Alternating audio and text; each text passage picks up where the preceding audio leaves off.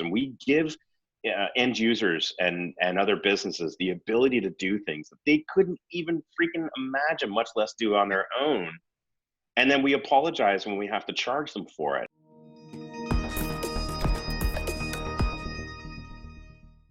Welcome, Rob. Thank you for popping on and joining me. How are you doing? How's quarantine? Quarantine sucks, let's be honest. I want to say everything is amazing. I think you speak for the entire world. No, you know what? I mean, to be fair, we're happy, we're healthy, we're very fortunate. So I can't complain.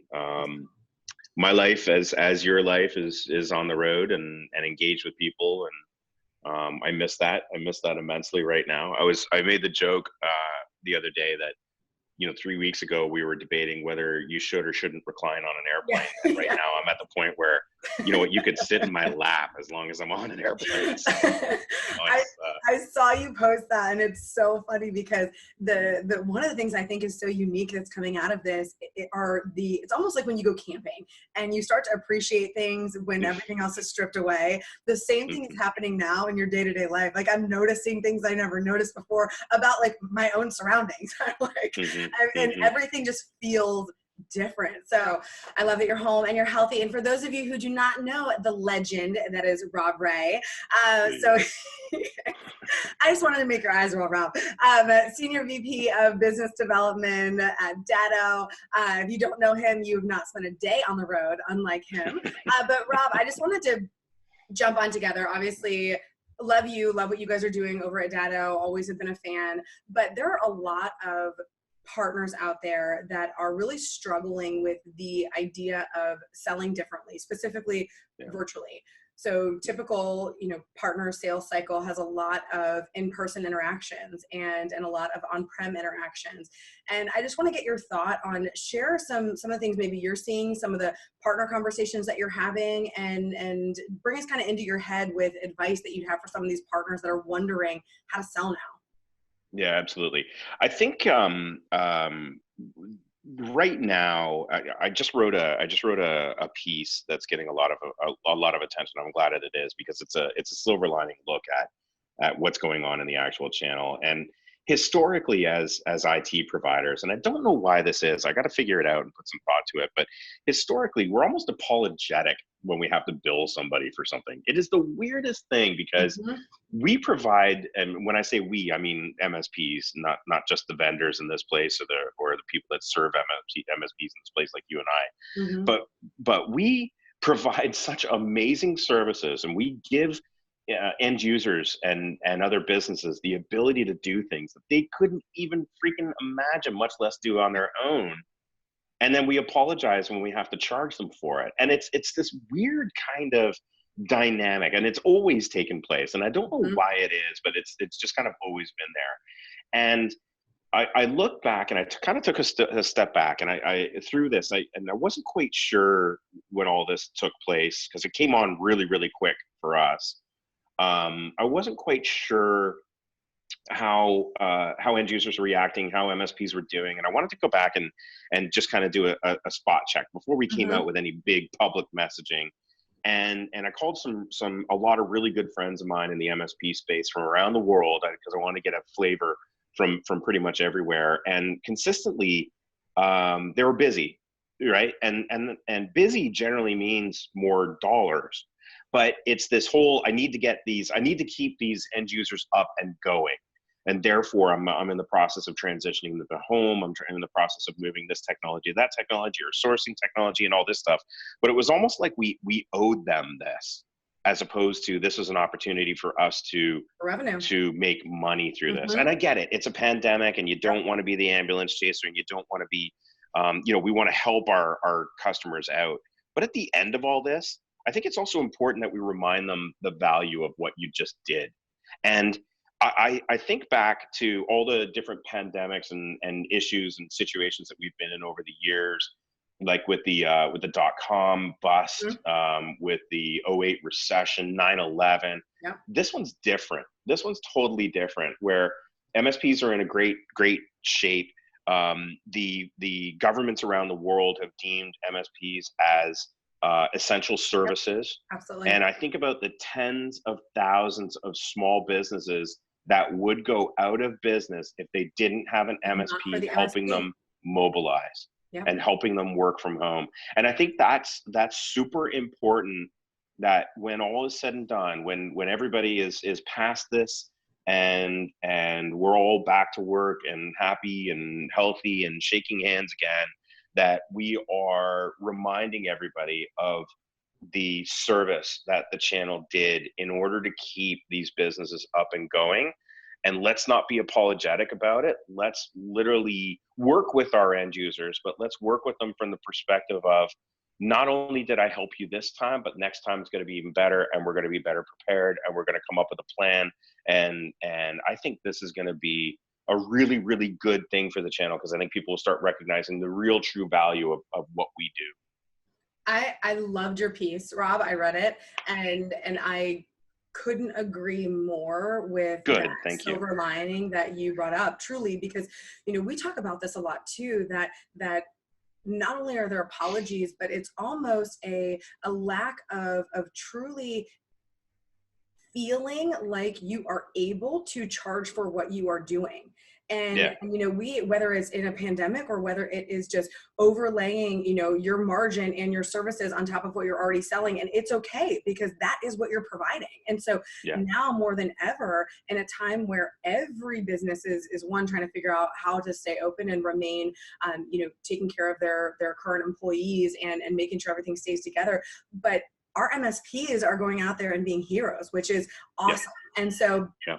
And they're doing it by touting the flags of Datto and everyone else, while they are going to save these companies. And that is just huge. And so I agree with you. I really hope too that at the end, when everyone goes back, because there's always, in any sort of pandemic or anything, you always think like the whole world's going to change after. And then somehow it does a little bit, but then it always kind of like falls back to like where it was after a phased period of time. So I really, I hope for that too. And I would agree with you there. So walk me through, I love that piece. Walk me through some of your thoughts too on not only the getting these home offices set up and making sure they're charging for their services on top of that, but what about other things that they can do just to make sure that deals they had are pushing along, or maybe they're just uncomfortable in a virtual world like you and I are talking right now? What can you share to get them more comfortable with this world? Yeah.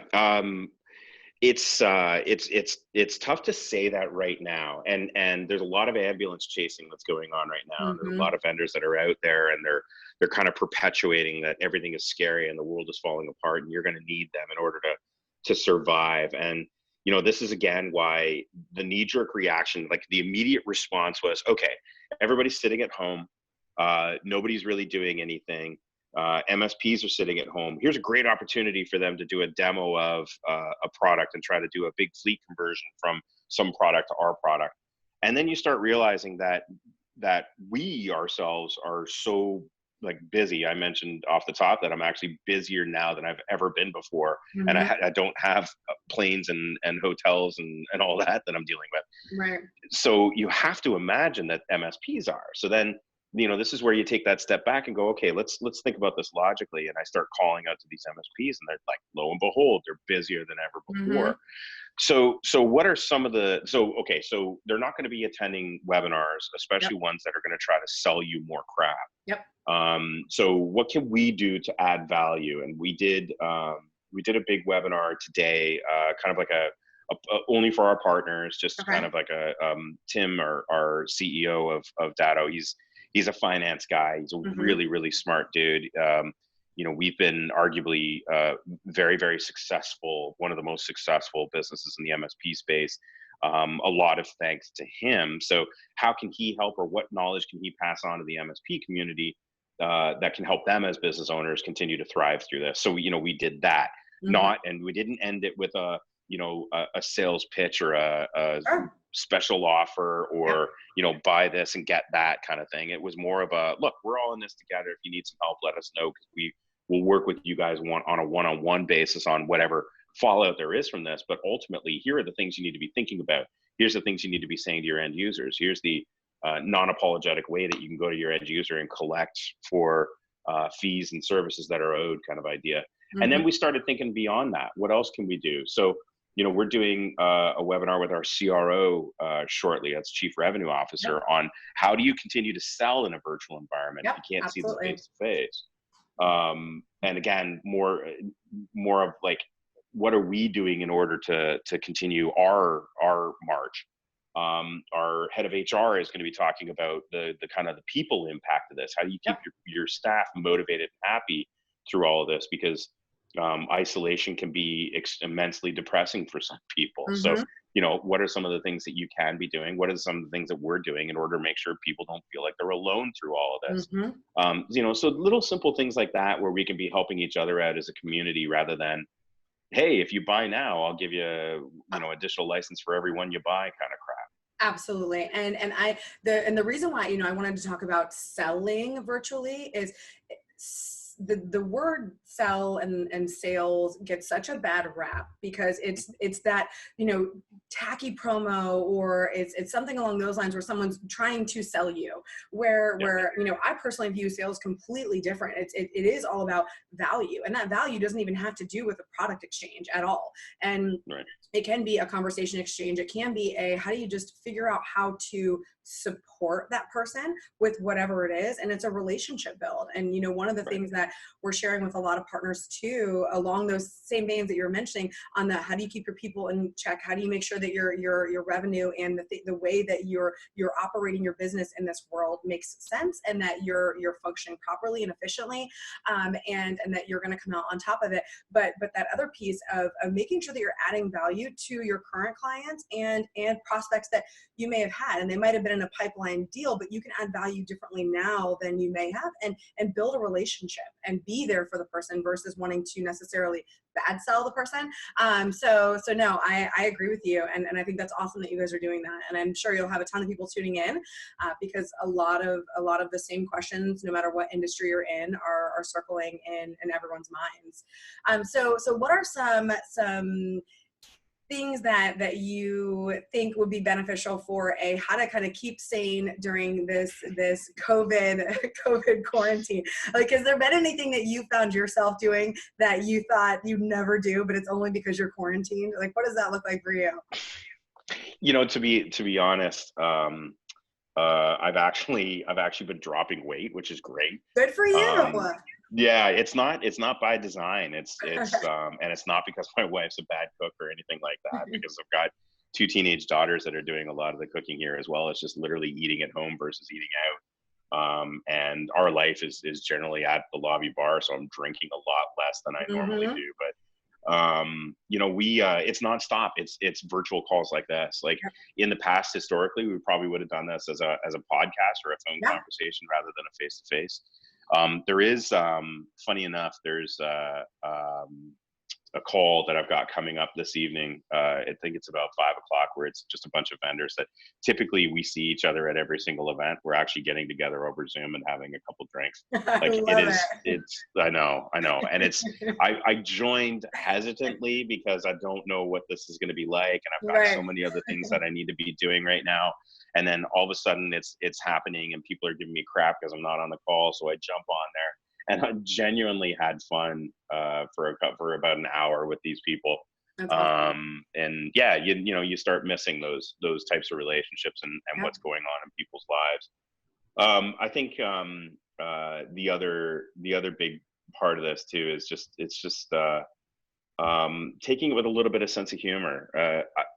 We are getting inundated. I turn the news on every single morning, and I used to be able to watch probably about an hour before I had to turn it off. It's probably about 15 minutes now, for sure, because it is doom and gloom. And I think that we just have to turn the TVs off. I had this ticker for a while there that was giving me coronavirus updates on cases and deaths around the world, and I turned it off. I know. And because you lose perspective, right? Yeah. You totally lose perspective. And I'm fortunate that when I look around and I talk to all my friends and family, whether it's in the channel or outside the channel, nobody I know is ill. And that is a wonderful thing. And absolutely it is. And when you put that in perspective, that's where you got to have to kind of look for these silver linings. And you know, that piece that I wrote that you referenced and that I referenced earlier was simply that. It was like so much doom and gloom, and everybody's worried that people are going to go out of business, and what are we going to do afterwards? And I needed something that I could sink my teeth into to be a little more optimistic. And the more I think that we all do that and kind of look for the silver lining and look for the opportunity and support each other and help each other through this, I think the better we'll all be at the end of this. Especially here in the States, we've been very divided over the last couple of years, and it's events like this that tend to bring us back together. Couldn't agree more. And you know, that's what I'm looking forward to more so than that's what I'm seeing a lot of these days. Yes, and I that hopefully that it all sticks, and if nothing else, we've had a beautiful time in the in between of everyone just being really, really awesome to each other and really trying to help out through this. And so I love catching up with you. I'm glad that you're healthy. I'm glad that you're with your family, and I hope you have fun on your happy hour. Don't feel guilty for taking a little bit of time to have some humor and catch up with friends, because right now everyone is just in their houses. So we cannot feel guilty for not working, 24/7 and sleeping a little bit. But I look forward to seeing you once we get out of quarantine. I hope you haven't dwindled away to nothing. But please, that's not going to happen. Don't worry about that. I said a few pounds. That's not that crazy. But thank you so much for your time, Rob. And thank you all. We will talk to you soon. Absolutely. Thank you very much. Good seeing you.